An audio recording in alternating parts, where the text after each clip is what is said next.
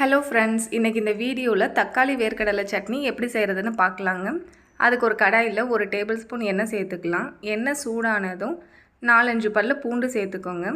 இது கூடவே 3 காஞ்ச மிளகாய், ஒரு பெரிய வெங்காயத்தை கட் பண்ணி சேர்த்துக்கலாம். கொஞ்சம் வாசனைக்காக கருகப்பில் சேர்த்துக்கோங்க. சேர்த்துட்டு வெங்காயம் நல்லா கண்ணாடி பதம் ஆகிற வரைக்கும் வதக்கிக்கலாங்க. மிளகாய் உங்கள் காரத்துக்கு தகுந்த மாதிரி சேர்த்துக்கோங்க. இது கூடவே 2 காஷ்மீரி மிளகாய் சேர்த்துக்கிட்டிங்கன்னா சட்னி பார்க்குறதுக்கே நல்லா கலர்ஃபுல்லாக இருக்கும். வெங்காயம் நல்லா வதங்கினதும் இதில் 4 டேபிள் ஸ்பூன் வேர்க்கடலை சேர்த்துக்கலாங்க. வறுத்த வேர்க்கடலையை தோல் நீக்கிட்டு சேர்த்துக்கோங்க. இப்போ இது வெங்காயம் கூட 1 நிமிஷம் நல்லா வதங்கட்டும். எப்பவும் போல் தக்காளி சட்னி செய்யாமல் இந்த மாதிரி 4 டேபிள் ஸ்பூன் வேர்க்கடலை சேர்த்து செஞ்சு பாருங்கள். சட்னி அவ்வளோ மணமாக அவ்வளோ டேஸ்ட்டாக இருக்கும். இதில் 2 தக்காளி சேர்த்துக்கோங்க. மீடியம் சைஸில் நான் 2 தக்காளி சேர்த்துருக்கேன். சின்ன தக்காளியாக இருந்தால் நீங்கள் 3 தக்காளி சேர்த்துக்கலாம். மீடியம் ஃப்ளேமில் வச்சு நல்லா வதக்கிக்கோங்க. தக்காளி நல்லா மசிஞ்சு வரணும்.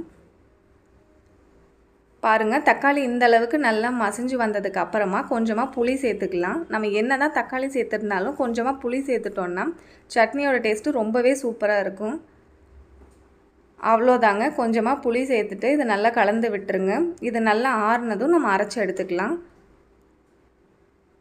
இப்போ ஒரு மிக்ஸி ஜாரில் இது எல்லாத்தையும் மாற்றிட்டு கொஞ்சமாக உப்பு சேர்த்து தேவையான அளவு தண்ணி ஊற்றி நல்லா அரைச்சி எடுத்துக்கோங்க. இந்த சட்னிக்கு தாளிக்கிறதுக்கு கொஞ்சமாக எண்ணெய், கடுகு, கருகப்பில் சேர்த்து நல்லா பொரிஞ்சதும் தாளித்து கொட்டி கலந்து விட்டுருங்க. அவ்வளோதாங்க, சூப்பரான தக்காளி வேர்க்கடலை சட்னி ரெடி ஆயிடுச்சு. இதை கண்டிப்பாக ட்ரை பண்ணி பார்த்துட்டு உங்கள் ஃபீட்பேக்ஸ் கமெண்ட் செக்ஷனில் சொல்லுங்கள். பிடிச்சிருந்தால் லைக் பண்ணுங்கள், ஷேர் பண்ணுங்கள், சப்ஸ்கிரைப் பண்ணுங்கள். பாய்.